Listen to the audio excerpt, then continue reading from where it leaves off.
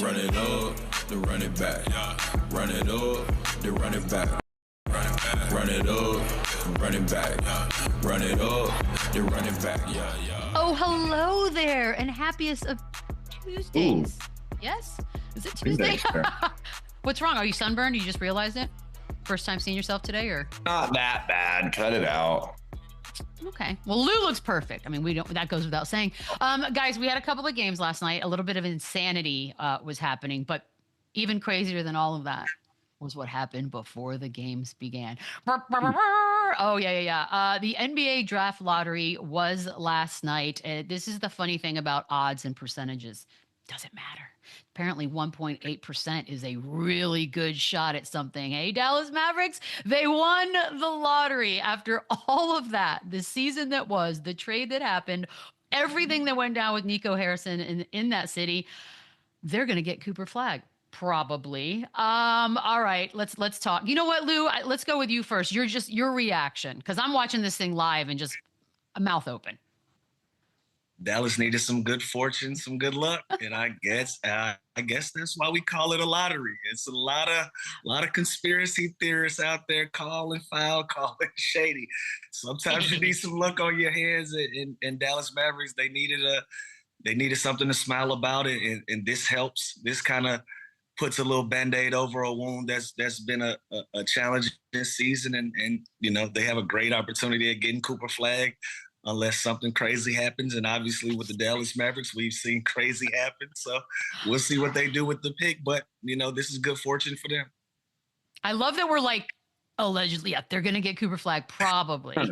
That's like where we are right now, Chandler. Can't be sure. Yeah, if we know anything about Nico and the Mavs, we don't know their next move. So who knows? But this is an unbelievable start. This has to feel like if you're a Dallas Mavericks fan, man, you were just in a bad dream the last 3 months and you just woke up and now you just got the number one pick with a 1.8% chance.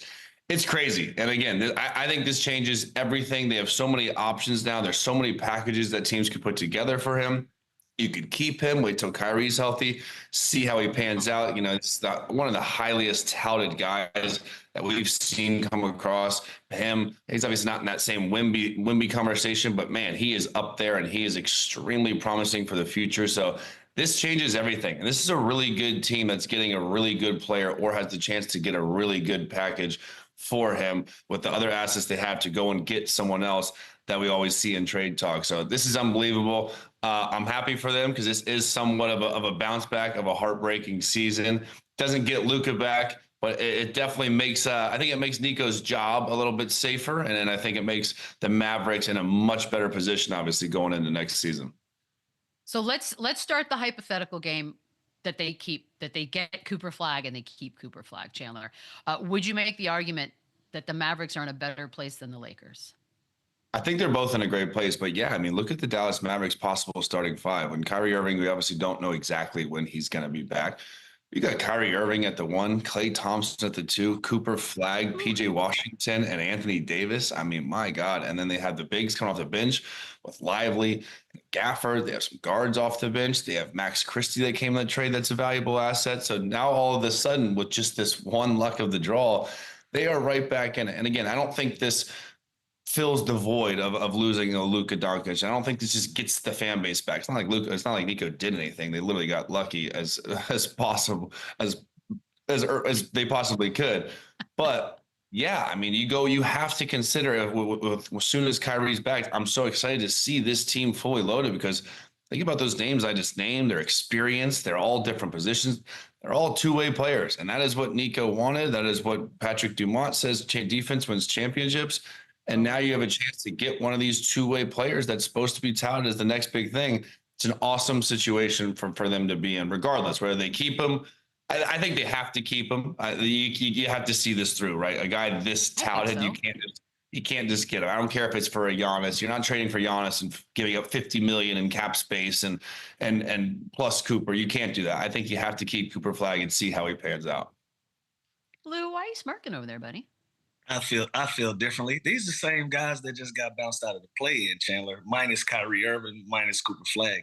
Really big names, a lot of potential in Cooper Flagg, but it's still one of those things that we just got to see it through. Like I would have liked to seen them at least get to a point where in the first they can get to the first round and they can make some noise. We hadn't seen that yet, so I'm not as optimistic as Chandler. On paper, it looks amazing. It sounds good on paper. You got a lot of names. You got a lot of things that you can be excited about. But we hadn't seen it. Kyrie Irving has a long recovery route back to get to the place where we're comfortable with knowing that's Kyrie Irving.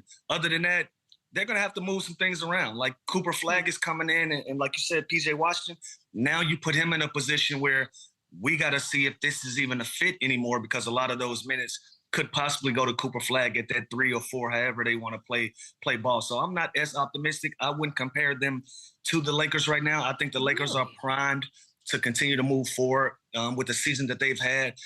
Obviously you have a year older LeBron, but you still have Luka. And we know everything about the Lakers in the summertime. They're very active in the summer. They're very active at the trade deadline. And again, we're talking about an organization that chases rings. They don't chase potential. So they're going to do everything in their power to put themselves in that position. So getting the opportunity to get Cooper Flag right now for the Mavericks, it does look promising on paper. So I agree with you there. On paper, it sounds amazing, but I can't compare them to the Lakers yet until they do something on the floor. But to be fair, they didn't get out of the play-in because Kyrie Irving got hurt and it was out of the series. No doubt in my mind they get out of the play-in. Huge asterisk. But the Lakers weren't missing people like that. They have 25 and 7 and 5 coming back when Kyrie Irving's back. Obviously, we don't know how he's going to respond. We don't know how Klay Thompson's going to be after another year, another offseason. But I am just saying this team fully loaded is definitely interesting. On paper. It feels better. It does feel better today for Dallas. Like completely. And if we've learned anything this playoffs, I don't think the regular season means a damn. I don't think anything matters in the beginning of the season. Look at the Pacers. Look at the Timberwolves. Look how good the Cavs were to how bad they are now. Like the Celtics. So things can change quickly. Obviously, we know that in this league, but it's definitely, it kind of puts them in that conversation again of playoff hopes and obviously depending on health, it gives them hope. It fills that hole that they just had ripped out of them of Luka. Now here comes Cooper Flag. It feels promising. Nice transition for the fan base for sure. It's not as good as it can be. It feels good today. We wouldn't have had this conversation yesterday. We wouldn't have asked the question, who's better at this point right now, the Mavs or the Lakers, without Cooper Flag being involved in this conversation. And that's with Kyrie Irving being involved with that. Like I said, he has a long route back. He's at, I don't want to say almost the tail end of his career. He's an older guy. He's in his mid-30s. It's going to be a long ride back. And these days now with ACLs and Achilles and all of those things, that's a 6 to 8 month process when it used to be 10 months to a year. These guys get back faster. They don't lose as much as you used to. So I expect Kyrie Irving to have a lot of semblance in who we've, gotten spoiled to seeing out on the floor. But when you add Cooper Flag to that, that'll be a big, big question mark to see if he's good enough, if he's going to be that huge difference maker to put him over the edge of, say, a Los Angeles Lakers. So very promising on paper. They should be happy today. They hadn't gotten much sunshine lately. They should be excited, the Dallas Mavericks fans. But I don't know about putting them right there where the Lakers are as of yet. Okay. Now, let's do the other side of this whole thing. Let's just say that they pull the old switcheroo. They draft him, Chandler. They draft Cooper Flag, and then they immediately trade him for a superstar. Is there a world in which you could see this happening? Yeah. And there is one superstar, obviously, everyone's talking about. But go ahead. And I touched on that a little bit. I know the Giannis name is hot right now, but you're really going to give up $50 million in assets plus Cooper Flag before he plays an NBA game for a guy that's also, kind of towards the end of his career. And imagine that for Nico Harrison. He goes and trades that. God forbid Giannis gets hurt, and then they just gave up Cooper Flag for you can't do that almost now. You look into San Antonio and you see maybe Stephon Castle or you start something like that for Giannis and picks like that, then maybe. But the Mavs, again, we did get the number 2. Just saying. I mean, exactly. They got 2. They got 14. And the Mavs also, I heard the Mavs might extend Lively instead of Gafford when Fake Gafford kind of available. PJ Washington's valuable. Max Christie's valuable. So they do have a combination of things. But how interesting did Nico Harrison's job just get from Did you see how he was celebrating last night? Oh my God. That was real glee right there. He was and you know what? I don't know the dude. Well, I don't know, but I'm happy for him because again, he didn't do anything. It's luck, but like at least he now is back in the driver's seat. He's got the ace of spades in his hand, and like he has options like moving forward this summer. Yeah, There you there's go. no longer just like you're being buried alive. It's like all of a sudden you can breathe again. Like, okay, Now people see him in the screw it grocery up. store. Yeah, people see him in the grocery store today. They're saying Cooper Flag. They're not Yes. saying like boo nuke. Like, you know what I mean? Like it's shifted today in Dallas. You're not cursing the ground he I walks wouldn't on. go that far, but it just wasn't as bad yesterday as it is today, Chandler. Like Ooh. because a lot of fans probably feel how we feel. It's still that feeling of uncertainty. Like, okay, so now we have the number 1 pick. What are you going to do with it? Because we've seen you make, I don't want to say questionable decisions, but we've seen you make decisions that doesn't necessarily that we agree with as the fan base. So they're probably still on pins and needles with that pick and seeing what he's going to actually do with it. Yeah. Yeah, you're gonna be a little gun shy because that was a trauma. As a sports fan, that was a trauma, right? Like that's not something a lot of fan bases necessarily go 100%. through. Just having that happen, so you're a little bit startled. But let's play GM, okay, Lou? So you are the GM of the Milwaukee Bucks. Your phone will be ringing this summer. So let's just say that both Dallas and San Antonio are calling, just like Chandler insinuated. You can get the number 1 pick, Cooper Flag, Gafford, maybe some other players. Or you can get the Spurs 2 lottery picks that they got last night, 2 and 14, plus Stephon Castle, and maybe who knows, you put something together. What are you tempted by either of those? You got to listen and you got to see everything through. Like both from us being, GMs in our houses, it sounds great, right? So you gotta listen to all of those things. But again, if I'm the Mavericks and I feel like I have a pretty solid core, I'm going to see it through with Cooper Flag, and I'm going to give him an opportunity to grow and thrive. And again, you just traded away a superstar. You got a great opportunity of creating and breeding your own brand new superstar that this fan base can grow to love. Why would you kind of trade that away for what Chandler just said, for a guy that obviously you know who he is and established in his career? That's going to give you a great chance to win, but that window is going to be a short window with how old these guys are. It's going to be a 3 to 4 year window. When Cooper Flag, you can possibly have a guy from start to finish end up have his whole career being played out there, and that's going to give you a better opportunity to win games in the long term. You can look there, and also with San Antonio, I think that makes a lot more sense than the Dallas Mavericks do. So you got to see everything through. You got to listen, and you just got to see what makes the most sense. So Chandler said it. He got the ace of spades in his hand right now. Everything should be moving. The phone should be ringing up until the draft, up until the season starts. Like, see everything through, listen to everything. But I like both of those scenarios. But if I'm the Dallas Mavericks, I'm keeping this pick. Can you imagine yesterday if I told you know what? The best 3 teams in the lottery, they're going to get the top 3 picks, and the worst 3 teams are going to get 4, 5, 6. Like, it's unbelievable. These now teams, Dallas, playoff, play-in team, whatever. Boom. Philly was going to be a really good team until they got hurt, and they had a dumpster fire. And the San Antonio Spurs, arguably now in the same conversation as OKC with all their talent and assets and what they got going on over there. They get 1, 2, 3 in a draft where, by the way, it's not just Cooper Flag. He gets all the love, all the talent. Dylan Harper is an absolute stud, immediate starting point guard probably in the NBA. Ace Bailey is a bucket. DJ Edgecombe is an absolute freak. Like Derek Queen from Maryland. Like, you can go on and on. So yes, and by the way, this hurts for like a Charlotte. This hurts for teams that slid. Our guy Ryan Smith, our gracious guest yesterday.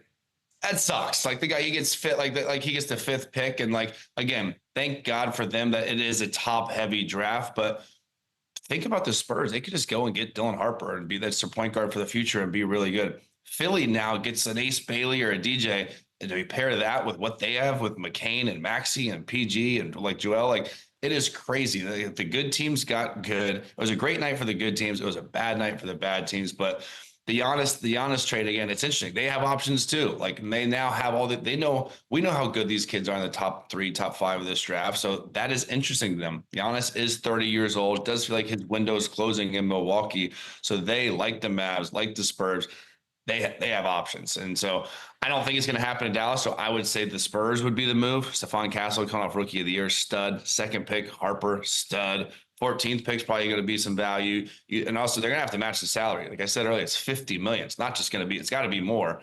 I like it to San Antonio if I'm Milwaukee.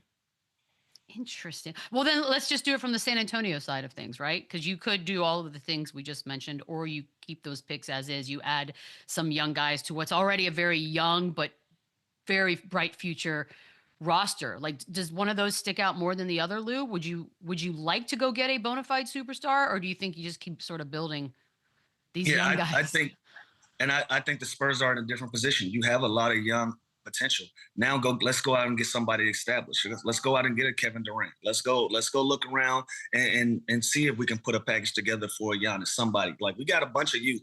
At some point, you're going to have to mix in some vets, some guys that know how to win, that has leadership to get these guys to the promised land, you know? So in that regard, you get the best available second player that's in that draft, and you dangle him like some keys and see what you can go out there and go get to add to Wemby. You got, like I said, you got all the youth in the world. At some point, you got to start establishing yourself as a threat in the Western Conference. You don't want to continue to be 2 and 3 years out. You want to start that clock now before Wemby and giving him the best opportunity to win. So I think the Spurs are in a different position. I think they go out and they get the best player available and they start playing ball from there. Yeah, Say it's it a with good me, point. guys. Race for Sace. Say it. You're gonna hear that a lot. Listen, it's a good point, because right now, let's just say the Spurs stay put and they take the number 2 Sure. pick. They're still kind of just this young, growing, super talented team. They put a package together where they now have like Wemby and Giannis on the floor together with what they already have, like mother of pearl. Like, now we're talking contender. So we go from like a setup future to a solid team, going to win a lot of games. Obviously, like, they are so good. Then, but now you go and add a KD, you go and add a Giannis with Wemby, with De'Aaron Fox. Like, are you kidding me? Like, and they have Sohan, Vassell, Keldon Johnson, Castle, number 2 pick, number 14 pick. They are in such an unbelievable position that they can still keep their young core, keep their young assets for the most part together, while adding a top 5, top 10 NBA player to make them contenders right away. Yeah, you don't want to be in Wemby's 3rd, 4th year talking about potential still, right? No. Like, yeah, this is the season where you want to start seeing some results from bringing Wemby on and putting these pieces around him, De'Aaron Fox and all these. Like, you want to start seeing, why did we do this? So going to get another player, that delays your clock. That, if you add an Ace Bailey to this, we're still talking potential. No, you want to start seeing some of the fruits of the labor and the reason why you're building this team out. So I think they're in a different position. Like I said, I think they go out, they get the best player available, and they allow that to be somebody else's potential, and we're trying to put ourselves in a position to win right now. Dangle that no state tax. That's always a little fun carrot for everybody to think about. Okay, we know that mathematically the 3 biggest losers were obviously Washington, Charlotte, and Utah. And yes, shout out to Ryan Smith yesterday. I actually feel pretty bad sort of joking around with him, and then that actually came to fruition. That being said, this way that they do this, right, this whole flattened system, the whole point of it that they started in 2019 was theoretically that if you tanked, you don't necessarily get rewarded outright. That has seemingly worked so far, but I'm wondering, it still seems broken to me, Chandler, and I can't really put my words on it. Like, why do I think this sucks? Other than the fact that the 3 worst teams literally fell out of the top 3. Like, that you know just happened. You know why I hate it? You don't see it. Just do it on TV. Like, take all these conspiracies. Here we go.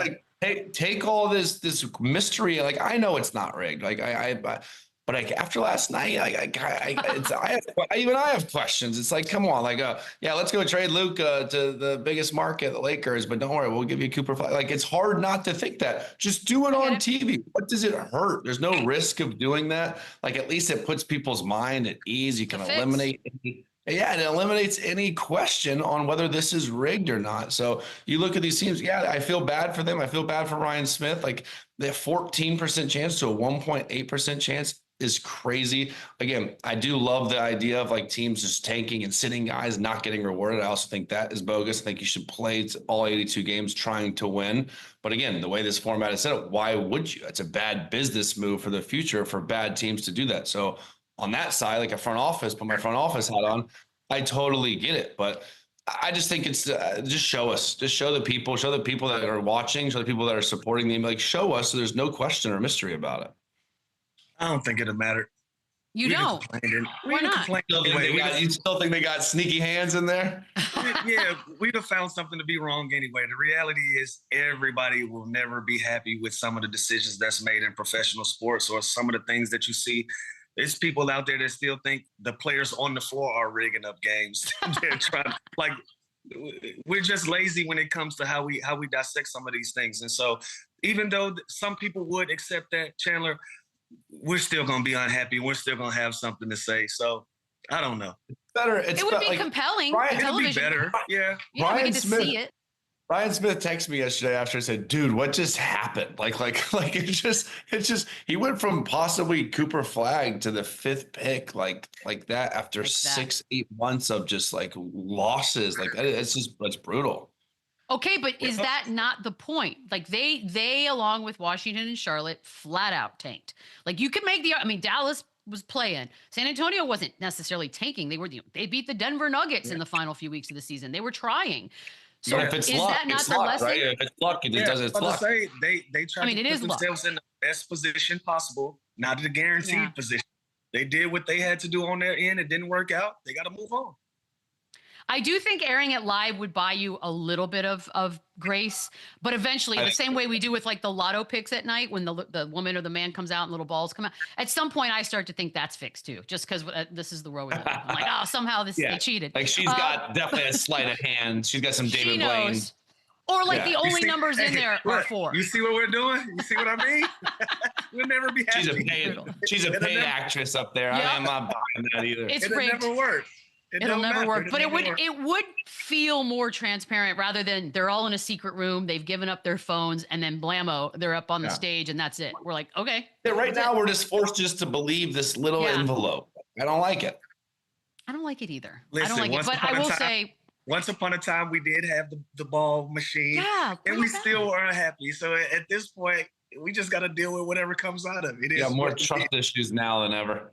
I know. Actually, we're a much more cynical society, Lou. Yeah. All right. So that was the draft lottery. It was good for some, not for others. But we did have some games, and we're going to start. There was 2 games last night. We just spent 22 minutes talking about the lottery show. That's how crazy that was. Oh, wait. No, there is a tweet. Sorry, Conrad's in my ear. That's on me. There is a tweet because people were not happy. Here we go. I watched my childhood team be moved to New Orleans. I was then given the Bobcats. Sat through the worst season in NBA history. You gave that number 1 to New Orleans. I haven't seen a series win since 2002. You took the All-Star away in 2017. Haven't been to the playoffs since 2016. Obviously, this gentleman is from Charlotte or woman. That is ultimately, I don't know what to tell someone like that because we also don't want people to straight up tank, right? Like, that's where we're stuck. I don't have a fix. I'm just saying that's kind of where we are. Yeah. Like we again, I agree. You shouldn't get rewarded for losing. Now, is that going to make it more fair and more of a middle class in the NBA? Like right now, like last night was so top heavy. Like the rich got richer and the poor got poor last night. Like it didn't feel right. I wasn't even thinking of it as a possibility, Michelle. Like I never imagined last night it going Dallas, San Antonio, Philly. Like that is just ridiculous. Yeah, well, you didn't have this candle lit in front of your TV. When you do that, it changes the entire way Destiny plays. That's all I knew. Who's the other candle right there? Tina Fey, just a big fan. Just a random. All right, at least Charlotte has a team. At least Charlotte has a team. You know what? Is that the saving? Okay, well, that's what we're going with. Guys, we are going to get to the games. We're going to take a quick break. On the other side, we will dissect Knicks last night. We'll be back. Well, we got a big game for last night at the Garden. The Knicks, once again, storm back. They take the win. 3-1. They are up, heading back to Boston. The sad news in this one, of course, Jayson Tatum, who was helped off of the court late in the 4th with an injury. Before that, he'd had himself a night with 42 and 8. Jalen Brunson, 39 points. Karl Anthony Towns for 23. It was a huge, huge win. Boston seemed to be playing more Boston-like all night long. It felt like, okay, this just got a little interesting until it didn't. And just like that, Chandler, we're looking at a Knicks team that's now the favorite to win the Eastern Conference. People are saying not only was it the most impressive win of the season, they're saying of the last 25 years. Where are you on that? I mean, listen, it was a big win, and they realized this is they got him right where they want him. And again, thoughts and prayers with Jayson Tatum. I'm hoping for the best, but man, that doesn't look good. And he was on the verge of that was his best game of the playoffs. He's absolutely balling. So you hate to see that. You hate to see anybody go down. But this is so impressive for the Knicks. What a collective effort, getting stuff from everybody. Jalen Brunson, I don't even know where to begin with this dude. He is so clutch. They never get off kilter. They never get their head down. They have come back and through so many games and just shown so much resilience throughout this playoffs. It truly is impressive. And again, we always give Thibodeau, some stuff for not playing bench and for playing guys too many minutes. Now they're healthy, and ever since Jalen Brunson's ankle has gotten better, he has been elite. This team has taken off. They're peaking at the right time. He has a short rotation, and that's all you need come the playoff times when it gets slower. So I do agree that there needs to be a little bit more management during the regular season, but it's working. And this is a team, let's not forget, this is a team that could not beat a good team during the regular season that now is up 3-1 on the mighty Boston Celtics. So this is super impressive. That place was rocking last night. OG was great. Bridges was great. Towns was great. Like, they got a little bit from everybody. And this series looks to be over. Like, it's sad because with Tatum being out, but I mean, with Tatum, this is the Knicks are punking them. They're playing more physical. They're outplayed them all series long. And the Celtics can continue to get these leads and take their foot off the gas and just they live and die by the 3-pointer all year long. And it's proven that they're dying this year on it. It's kind of insane to me just because you could feel it through your television set last night before Jayson Tatum got hurt. You could feel the shift and the momentum. I don't know if you knew this, Lou, but I thought it was a little bit interesting that the Knicks have only won 4 playoff series since 2000. Yeah. And that's a little crazy to me. And here we are doing what they're doing. What do you make of it? I didn't realize it was only 4 in the last 20 plus years. Like, that's a crazy stat. I guess when you're in the NBA and you're living it, you're really not concerned with what other teams are going through besides the team that you're on. But last night was a great win. The atmosphere was a vibe. Like, I gotta admit, the playoffs are much, much better when the Knicks are involved. The fan base, how the Madison Square Garden is rocking, the stars are out, the fans are excited. You got to kick them out of TD Guard. Everything is it's so much more exciting. And you love to see when your fan base is rallying behind you. As a player, you can't help but to be motivated and go out there and compete and play at the highest level. And the New York Knicks have been able to do that. And that's been behind Mr. Clutch, the Clutch Player of the Year. That's done something to his psyche where when it's time to make plays, he really takes ownership of winning that award and being that player. You got to give that to him hands down. Play after play that he made on the offense and defensive end, he was one of those guys from the mid-range and ones. Super exciting, great atmosphere. I love watching this game. I love seeing all the New York Knicks alumni being there supporting those guys. I wonder how many of those tickets they gave away. I'm sure all of them would come. You just love the environment. You love that atmosphere. New York is on the brink of doing something special, unfortunately, for Boston and Jayson Tatum going out. Prayers up to him, speedy recovery. I hope it's not what everybody think it is, knock on wood. But, like Chandler just mentioned, even before JT went out with injury, it looked like the New York Knicks were in control of this series. Yeah. And they're one big win away from doing something historical. So that should be exciting for them, like it looks like it is on TV. Yeah, and that's a good point. Like, I don't want to discredit the Knicks. No. They dominated with Tatum. The Pacers dominated the Cavs with Donovan Mitchell. So it's not sure. It sucks. We never want to see a player, let alone a star player, go down like that. But those two teams have deserved the flowers that they're getting. They've deserved to be up 3-1. They've been the better team all series long, when both teams are fully loaded. So that can't be an excuse for those teams either. It might help a little bit ease the pain, but also hopefully it doesn't linger into next year. But the Knicks have been a better basketball team in this series. Yeah, I do think that might get a little bit foggy today, but look, they had a 20-point lead, a 20-point lead, a 31-point lead, and a 14-point lead. The only one they kept was that 31er, and that was it. And so you saw that happen last night, and that was Jayson Tatum still on the floor, still hitting shots, and the momentum shifted. And I do want to get to that real quick, though, on the Garden and everything else that's going with it. It's not just the Garden, but they keep taking shots of that area outside. It is crazy. Absolute, like, as much as I'm a sports fan or whatever, you couldn't pay me. It is absolute chaos out there. And I can't even imagine what it's going to be like when they move on. Yes. And I said when, to the Eastern Conference Finals. It's like a little bit crazy, but Jalen Brunson, as Lou mentioned, has been just he's a folk hero. If they go on and do what they are capable of doing, he will be the biggest Nick of all time. I'm saying it, and I know it sounds crazy, but if they do this, he's he really dropped already 30. there. It's insane to me, and he's so likable on top of it all. But 39 points last night. When they played Detroit, he averaged 31 a game. He's right now averaging 28 and 8 against this Celtics squad. It's best guard. Sure, we can have that conversation. We could also, Lou, possibly talk about best player in the Eastern Conference right now. Does that make you feel okay saying that out loud? Yeah, I don't see why not. The proof is in the pudding right there. Like, you can nitpick and try to find somebody, but this is on the main stage right here. We're seeing Jalen Brunson put on and put this team on his back night in and night out, and he's carrying them. You gotta give the credit where it's due. You know, you look at this series, you can look at the Cleveland and you can look at the Indiana series. Nobody is playing better basketball in the Eastern Conference than Jalen Brunson right now.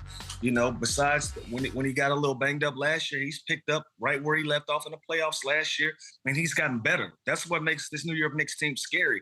He's gotten better from last year. He's taken that experience and he's applied it to this one, and now it looks like he's almost unstoppable. It looks like they are on a runaway train to do something really exciting and special.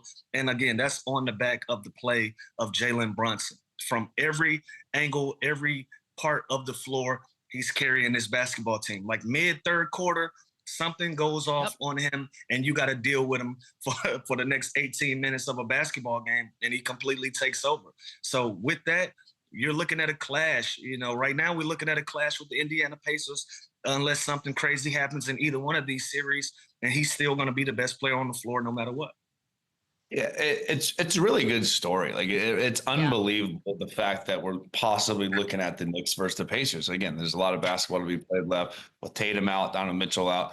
I had bet my bottom dollar that both these series are over, but it's unbelievable. Jalen Brunson, like Lou just said, he continues just to impress. He continues to keep his head down and do what he does. He's so clutch. He's fearless. He makes the right play. He plays at his pace. You can't speed him up. You can't put a bigger guy on him to muscle him because he's so strong. You can't put a smaller guy on him because he'll big boy him. Like, it is really impressive what he's doing. And again, there's more talented, I guess, highly rated, better players in the NBA, but man, I want this guy. Like, I want to go to war with this guy. I want this guy is single-handedly. And again, they've gotten a great series from Cat. Cat's been fantastic. Big games from OG, big games from Josh Hart, Bridges. Everyone kind of played a role in this series. But the one consistent, the one heartbeat of this entire team, not just in this series, but all season long, is Jalen Brunson. Think about how bad they were when he went out with that ankle sprain. Like, they were a completely different team without this dude. You could argue that he is the most valuable player in the NBA, how good this team is with him and how bad. Like, it's like a Jokic thing. They are awesome with him. They stink without him. This guy is so valuable. He's unbelievable. And they are possibly going to the Eastern Conference Finals. And like Lou said, it's awesome when the Knicks are good. It's awesome when the Garden's popping like that, and all the celebs are out, and all the fans are going crazy, and ticket prices are through. Like, I love it. It makes the NBA is better when the Knicks are good, and they are really good. The panic, it was weird to watch because we've seen it.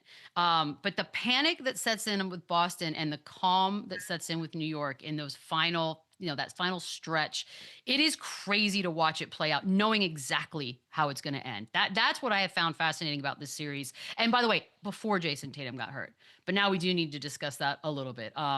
He was having such a great night. He was doing all the things that people want Jayson Tatum to do, that the people that complain about Jayson Tatum want to see him do. And then it was the non-contact. He's down on the ground, writhing in pain, calling for a timeout. There's a wheelchair in this thing. He's got an MRI set. But to be down 3-1 and to also see this as one of your final images, not just as a fan, but as teammates, guys. Chandler, I don't know how demoralizing, I don't even know what words you put on this, but this was a rough end. It's devastating. Again, you see the reports. This is the most quiet the locker room's been all year long. You never want to see one of your guys go down like this. I hate to say it, but it's something bad. Like, you don't react like that. You're not in tears off the court. Like, his season is over, and hopefully it doesn't linger into next season, depending on what it is. But it's just devastating. A guy that had such a great year, such up and down summer with Team USA, the highly touted Celtics, the favorites all season long. dominate the Knicks all regular season. Now you go down like this. It's just tough. And again, kind of puts things maybe in perspective for next year. This new ownership's going to have a lot of decisions. You hear about the apron, you hear about the money that they don't want to spend, and that maybe Sham's reporting that this team might not be the same team next year. I think losing this season 4-1 and Jayson Tatum being hurt kind of expedites those conversations and makes that transition or those decisions a little bit easier. But I just feel for him, man. Someone that's been hurt, someone that's been there before. This sucks, and it's you never want to see it. No, this was awful. This was awful. By the way, I think the Kristaps Porzingis 2 missed free throws in a row also cemented. Also, can we talk about that? Like with a mystery illness, like they don't have to tell us what it is, or do they not know what it is? Like that is. I don't know. I don't even know what they know. I'm sure they have a better idea than what they're letting on. I got a couple ideas, but like I don't know. I'm trying to get this show to keep going. We don't want to be fired on the air. I've never seen this. Like, but it could be anything. It could be. No, you know what? Right? Yeah. Can you shut Chandler's mic? You got something for me? What you got? Yeah, I just want a yes or no on this one, Chandler. I know I bet you a watch for a gentleman sweep or sweep. I feel a little bad that it looks like a gentleman sweep now. So you can make it one of your less expensive watches if that helps you out. Yeah, no. I was a witness. It's got to be at a level. The official witness. A deal is a deal. Thank you, Lou. All right, we're going to take a quick break. We had another game last night. We're going to take a look at Timberwolves and Warriors when we come back. Run it up, run it back. Yep, Timberwolves, Warriors. Great second half out of Minnesota. They get the 3-1 lead in this series. Ant, 30 points, 6 of 11 from 3, 5 assists. Julius Randle with 31. Jonathan Kuminga continues to just give. He's giving us life. 23 points off the bench. Jimmy Butler, though, 14, 6, and 3. The Wolves did shoot 47% from 3. So every night there's a story of threes, good and bad, across the league. But they're a win away from another Western Conference finals. And Anthony Edwards in the third quarter was a revelation. He had 16 points. The Warriors had 17 as a team in the same quarter. We know we love him, Chandler. We do. Do we talk about him like we talk about some of the other greats? Are we getting there? Anthony Edwards? Mm-hmm. Like the SGAs of the world. Yeah, we do. We're thinking about it. We're trying to force the face of the franchise, the face of the league down his throat. He doesn't even want it. Like we put this guy in the category where he belongs. And again, the more he wins like this, we're talking back-to-back conference finals, the more he wins at such a high level and has games like he does last night and continues, his charismatic, swag on the court. He's going to continue to be talked like that. And he's an absolute star, and he is the heartbeat of this team, and he is so talented offensively. He's a two-way player. He's one of the better defensive guards in the league. He's versatile. And when you're talking about this team in the series right now, Julius Randle, too. This guy's been dragged through the mud all season long. The trade didn't work out. They're better with Towns. He has been unbelievable. And last night when he's making shots, he's playing at his own pace again. He's 4 for 8, shooting 50% from 3. That's when his game even expands and opens up more. They're just such a good collective, like full team. They don't really have holes. They can go big. They can go small. Jaden McDaniels is one of my favorite, most underrated players in the NBA. Just everything he provides on the defensive end. Guys like Alexander Walker, they are just so good, so deep. They can plug and play. They can go with so many different lineups, but it all starts and ends with Anthony Edwards. In that third quarter last night, he was special. That move at the end of the half was insane, where he basically just ripped him right back and started barking at the bench again. It's fun to watch. He's got to be the most fun player to watch in the entire NBA. And they're going to the Western Conference Finals, and they're going to have something to prove against a really good team, whether that's Denver or Oklahoma City. I feel like one of these 3-1's not going to go our way, how we keep just saying everybody is moving on. I like this. Okay, that's good. One of these might not go our way, but it won't be this. Unfortunately, listen. They're a different basketball team without Steph Curry on the floor. You can see it. They're doing everything that they can in their power to compete with this Minnesota team. They just don't have enough. Like it's not for lack of effort. It's not for lack of anything. They're just outmanned. I think Minnesota is playing at a high level right now. Julius Randle is giving them everything that they deserve. Like this trade is starting to look like it worked out for Cat as well as it did for Julius. Early on in the season, in the regular season, we were making the argument that it was only working the Knicks' way. Now they're both in a position to move on to the next round in the next 48 hours, respectively. So it worked out for both parts. I love the way that Julius Randle, he's playing on balance. He's taking the shots that's given to him. He's not forcing anything. He's not forcing up shots. He's taking everything that Golden State is giving to him in their scouting report. He's making them pay. Big game last night, 4 from 8 from 3. Early on in that game, dude couldn't miss. He couldn't miss. He got him started. He got it going, and Anthony Edwards closed the show. That's what you need in your 1-2 tandem. Like, I think he's one of the better 1A, 1B guys that you're seeing still in these playoffs as we continue to move on. If he continues to play like this, he's going to put real pressure on OKC, Denver, whoever is going to come out on that other side and put Minnesota in a great position. We know what Anthony Edwards is going to bring to the table, but for you to make a deep, respectable playoff run like they're doing right now, you got to have other guys on deck to do it. And Julius Randle has been the other guy that they need to do it. And he's been the best in the West and in the East as far as role play, as far as a guy that knows his role that's going to be that number 2 option.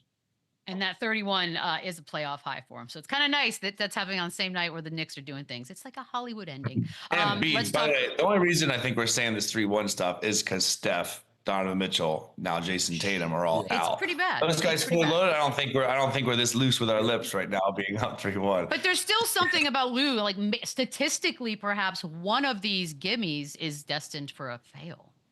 All of them done. I think everybody's done, and Chandler makes a great point. Usually, you're looking at teams that are still fully loaded; they got their whole rosters, and you think they're going to make a run. This is not the scenario. All of these teams are banged up, and we've always made the case: if you go into the playoffs a little nicked up and banged up, you're going to have a tougher road than everybody else. And these are the teams that we're looking at. Yeah. Not only are they banged up, but these are their absolute best players that are banged up. So these 3-1s, they look pretty safe right now, for real. Every team that's down 3-1, their best player is literally out. It's a wrap. Yeah, you know what? That sucks. And I vote no for that next time. I don't like this. We're getting ripped off a little bit. But on the Warriors side, yeah, there is no Steph, which we thought would be okay. Draymond told us that Jimmy Butler was going to step up. He's going to carry the team. He had 14 last night. He took 9 shots. The only dude who took fewer shots was Jackson Davis, which is insane to me amongst the starters. Yeah, obviously Steve Kerr said he wasn't aggressive enough. I don't know how this happens, Chandler, because obviously playoff Jimmy is a name that's existed for a while. Where is he? Yeah, it's just when your team needs you the most like this. And again, I think they live with him going 6 for 20 last night. Like, you know what I mean? Go down swinging. It kind of reminds you of the James Harden Clippers series. You can't only take 9 shots and 5 free throws. You're too good. You're too physical. At least get to the line 12 to 15 times. Slow the game down. Get easy free points with the time stopping, with no Steph Curry in there. Your offense is obviously already taking a big hit. We're going to play through you. We're going to let Draymond play point forward. We're going to let Kuminga finally do what he does and be aggressive. Buddy Hield's going to go flying off screens. But it all starts with Jimmy Butler. So the fact that he only took 9 shots is concerning.